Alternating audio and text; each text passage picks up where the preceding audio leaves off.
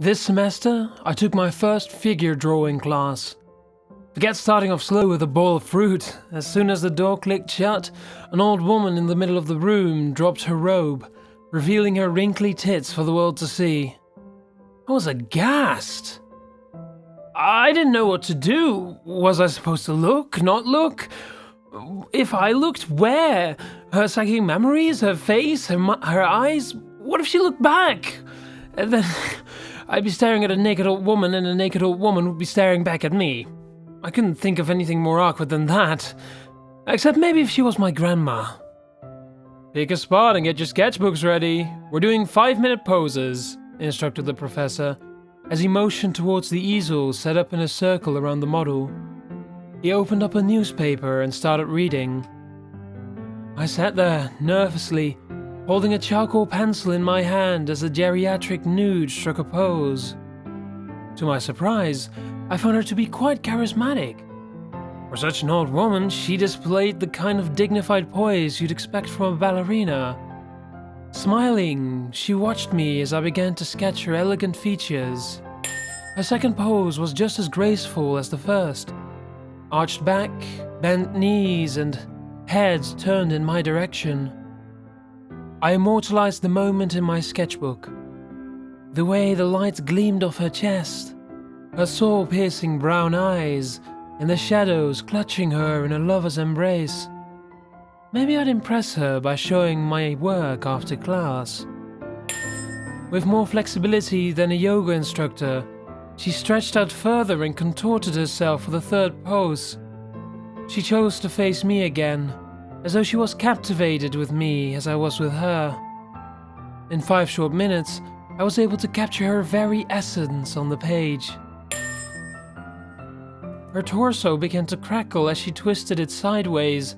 Her earthy eyes remained locked on mine, but her smile had faded. Had I offended her somehow?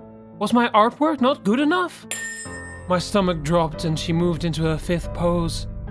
Her upper body began to twist towards the other side of the room, but her legs and head remained in place, making her appear as though she'd just been in a wreck.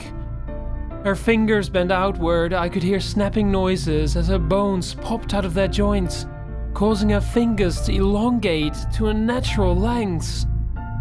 My hands trembled, barely able to keep hold of the pencil as I watched the horrid mess of misplaced limbs. I didn't want to look at her, nor at my sketchbook, but somehow my hand flew seamlessly over the page, as though forced to trace the inhuman shape I was witnessing.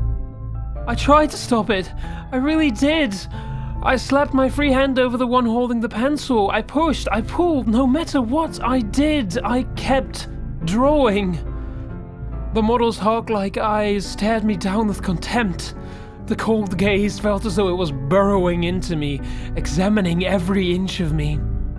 Not just on the outside, but on the inside too, like an X-ray. It burned. It burned under my skin. My joints began to ache. I could feel the pressure of an unseen force trying to pull my bones apart. And through it all, my hand still scribbled in my notebook. "Alright, let's take a quick break and then we'll do a half-hour pose," said the professor, still looking at his newspaper. The model's body rebounded back into place like an elastic band. I felt an instant wave of relief. The pressure was gone, but I was still sore. She gave me a knowing, devious smile, slipped into her robe, winked, and stepped out of the room. It was only then that I noticed my fellow students exchanging anxious stares and rubbing their now rigid, almost atrophied hands. As I nervously paced around the room and rubbed my own hands, I peeked at the other students' sketchbooks.